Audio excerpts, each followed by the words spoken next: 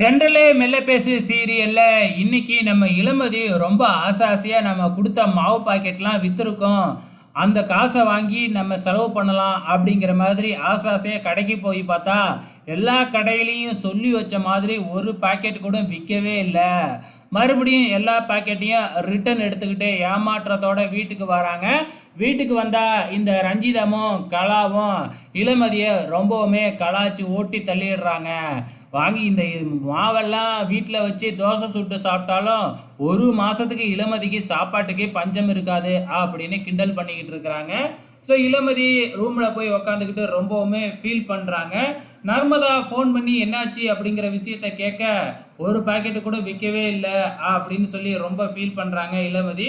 நர்மதா இப்போ தானே நாள் ஆரம்பிச்சிருக்க, எடுத்த எடுப்புலேயே எல்லாத்தையும் வித்துற முடியுமா அப்படிங்கிற மாதிரி அட்வைஸ் பண்ணிக்கிட்டு இருக்கிறாங்க. ஸோ இப்போ தான் இளமதிக்கு ஒரு ஃபோன் கால் வருது.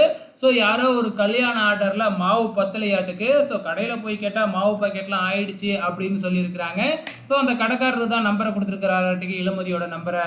எனக்கு அர்ஜென்ட்டாக இவ்வளோ வேணும் அப்படின்ன உடனே நேராக கலாவோட வீட்டுக்கே வந்து இளமதி கிட்ட இருக்கிற எல்லா மாவு பாக்கெட்டையும் வாங்கிக்கிட்டு அதே இடத்துலையே காசையும் கொடுத்துட்டு போயிடுறாப்புல.